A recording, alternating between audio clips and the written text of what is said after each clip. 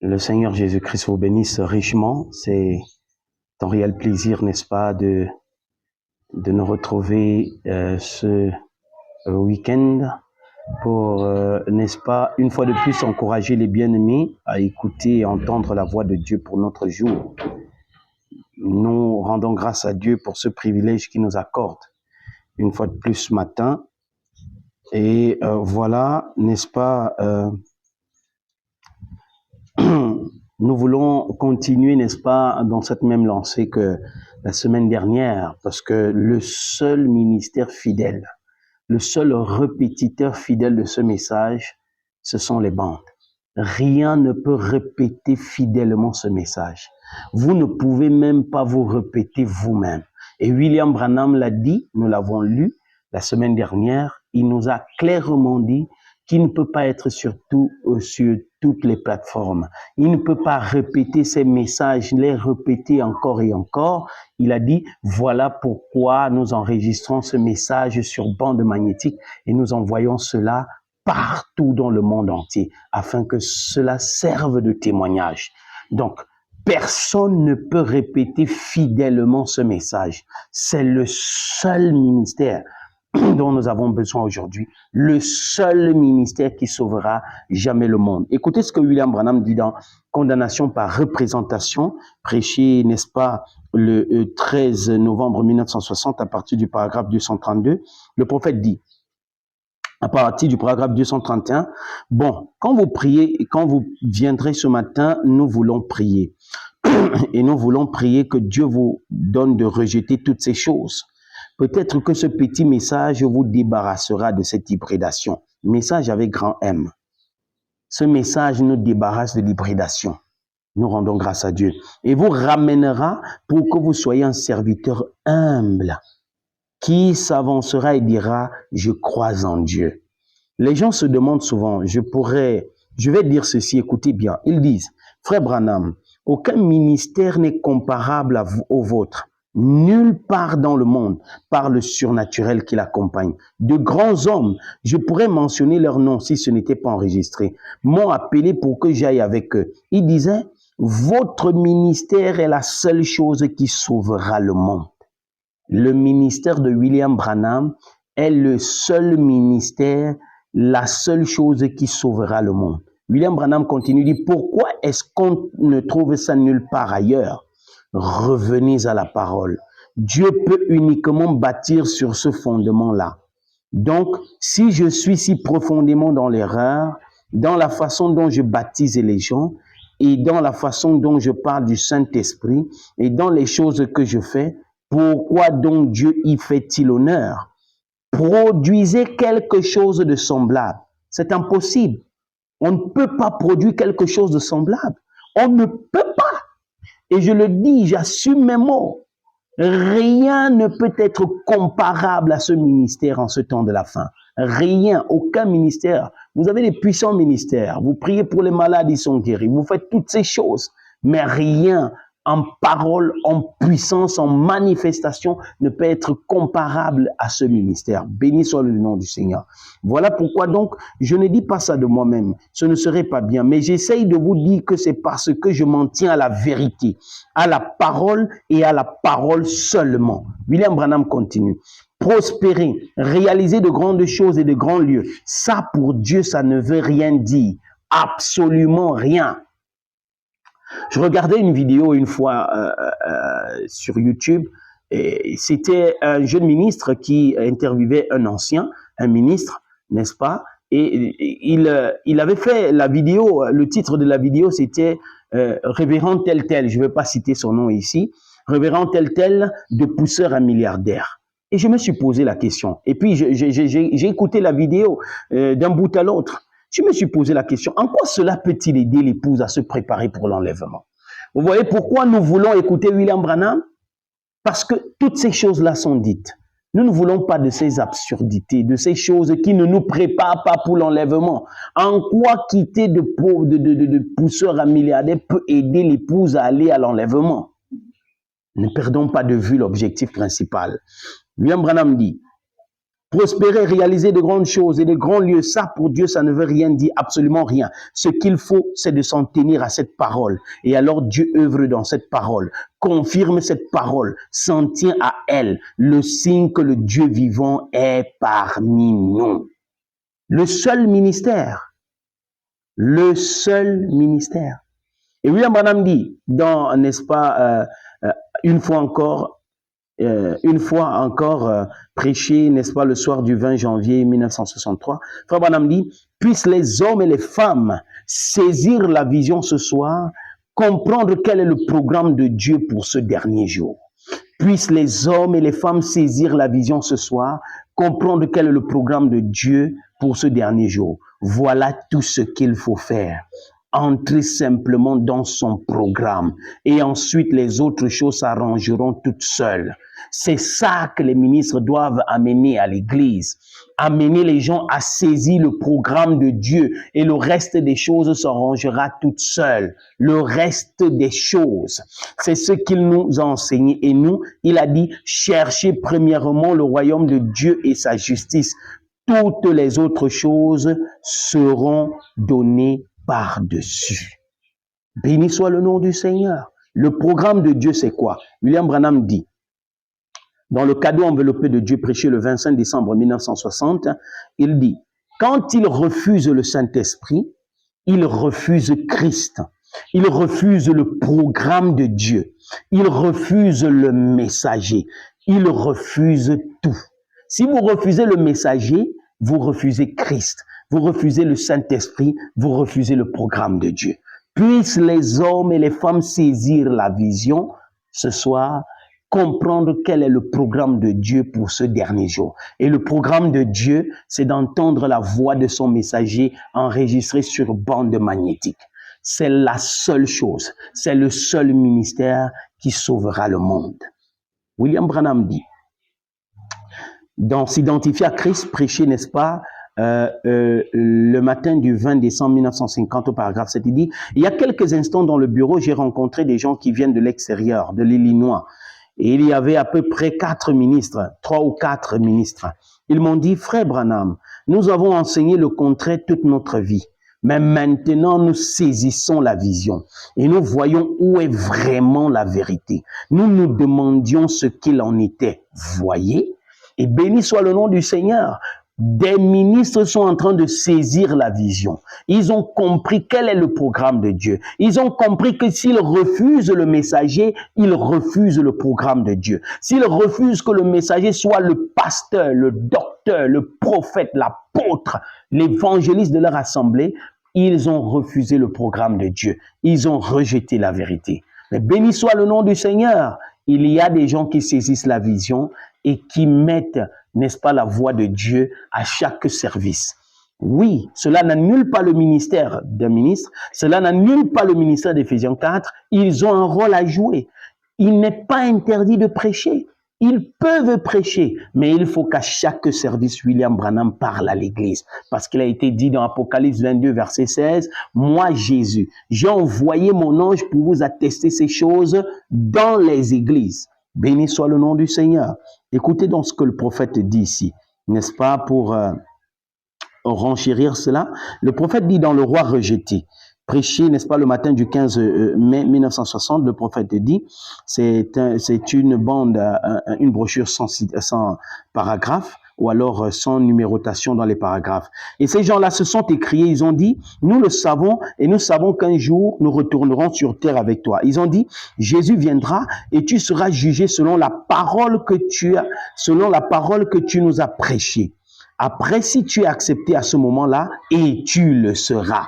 Ils ont dit, après, tu nous présenteras à lui comme les trophées de ton ministère. Qui nous présentera à Christ? C'est William Marion Branham. Le seul ministère qui sauvera le monde. Le seul ministère qui est dans le programme de Dieu. Qui est le programme de Dieu. Qui constitue le programme de Dieu. Il dit, tu nous présenteras à lui comme les trophées de ton ministère. Ils ont dit, tu nous conduiras vers lui et tous ensemble, nous retournerons sur terre pour y vivre pour toujours. C'est William Branham qui nous conduit vers lui. Ce n'est pas en bas à Joseph. Nous devons conduire les gens au message de notre jour, au message à son messager. Les conduire à ce messager, c'est ce messager qui nous conduit à Christ. J'ai dit, est-ce que je dois retourner maintenant? Oui, mais continue à courir vers le but. Je regardais, je pouvais voir les gens, il y en avait à perte de vue, ils continuaient à venir. Ils voulaient me serrer dans leurs bras, ils criaient, notre précieux frère. Au même moment, une voix dit, tout ce que tu as aimé et tous ceux qui t'ont aimé, Dieu te les a donnés ici. Je regardais et voilà mon brave chien qui est arrivé. Voilà mon cheval qui est arrivé. Il a appuyé sa tête contre mon épaule avec un doux hennissement. Frère Branham dit que la voix lui a dit, tous ceux qui t'ont aimé et tous ceux que tu as aimé. Et puis il cite le cheval, il cite le chien. Oh, béni soit le nom du Seigneur. Et ailleurs, dans une autre bande, Frère Branham dit que je vous aime et ceux qui écoutent les bandes. Béni soit le nom du Seigneur. Il nous aime et nous l'aimons. Voilà pourquoi Dieu nous a remis entre ses mains. Écoutez. Il a appuyé sa tête contre mon épaule avec un doux hennissement. Tout ce que tu as aimé et tous ceux qui t'ont aimé, Dieu te les a remis entre les mains par ton ministère. Le seul ministère qui nous présentera à Jésus-Christ. Le seul ministère qui sauvera le monde. Le seul ministère qui prépare l'épouse pour l'enlèvement. Écoutez ce que Frère Branham dit, n'est-ce pas, ici dans la bande de l'adoption, paragraphe 2.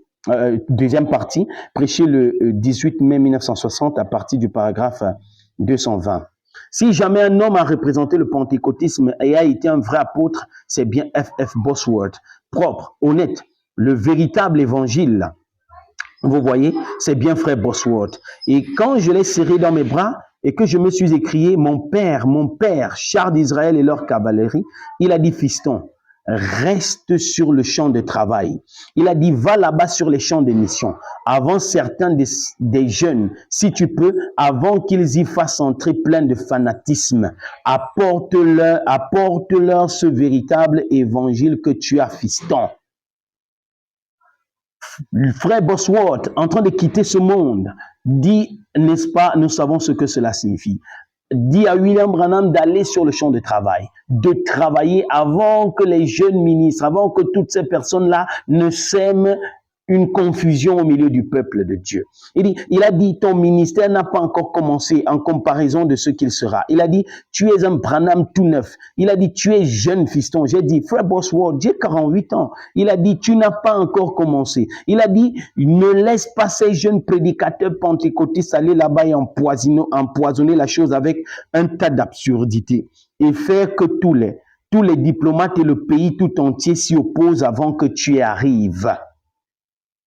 William Branham lui a dit qu'il avait 48 ans. Mais il a dit qu'il était encore jeune. Parce que d'autres diront, on a dit les jeunes prédicateurs.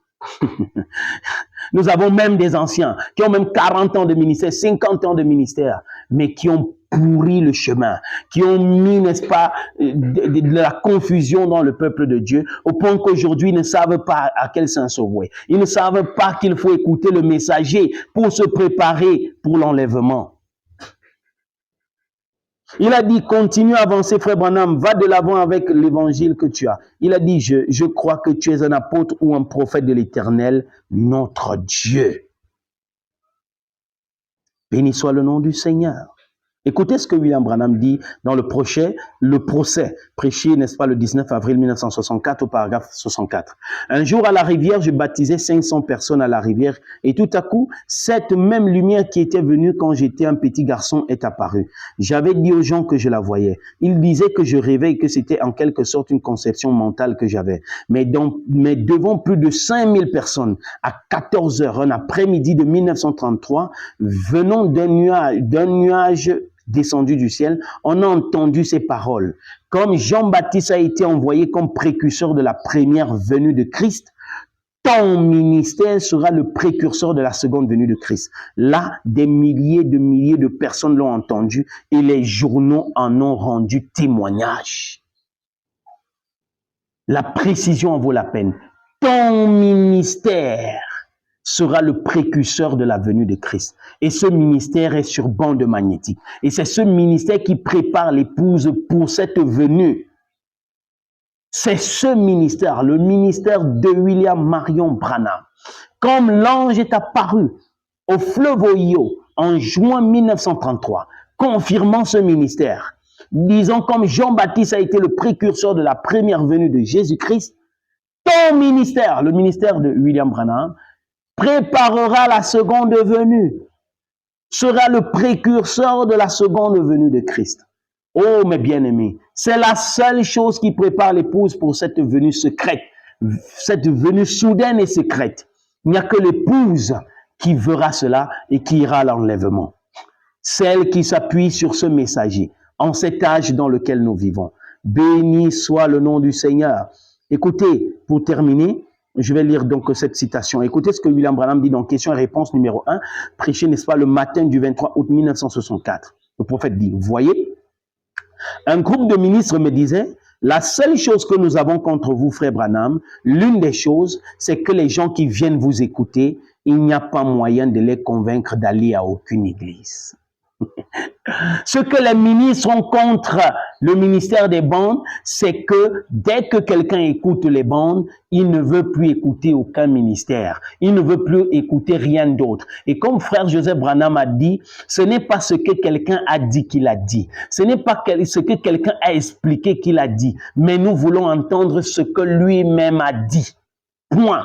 Nous ne voulons pas l'explication de qui que ce soit. Et William Branham nous dit dans l'Éden de Satan que Satan a dans tous les âges déprécié la parole par ses explications. Donc nous ne voulons pas les explicationnistes, nous voulons le ministère chef.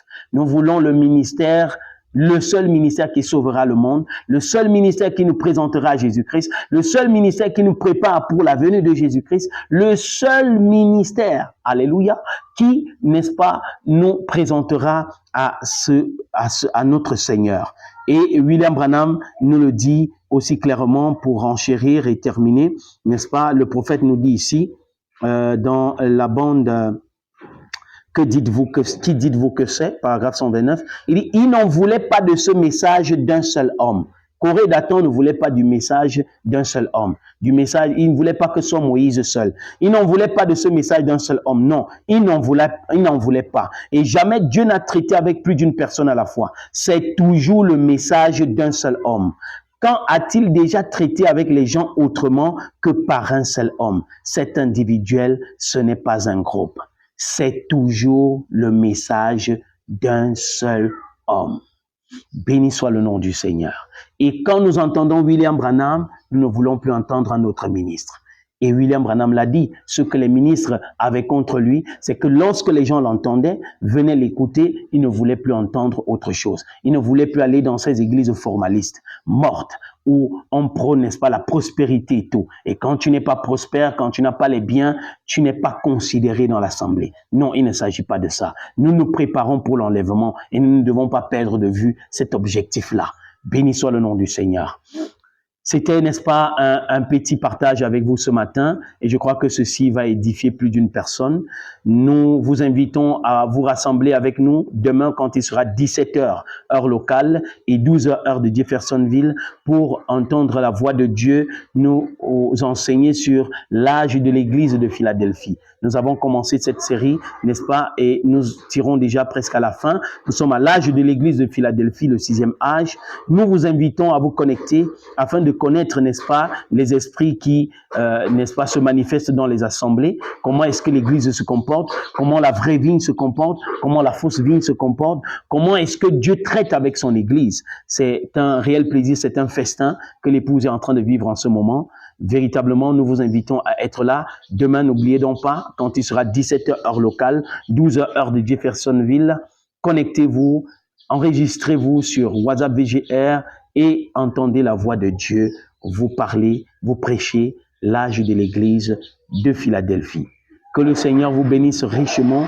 À nous revoir. Shalom.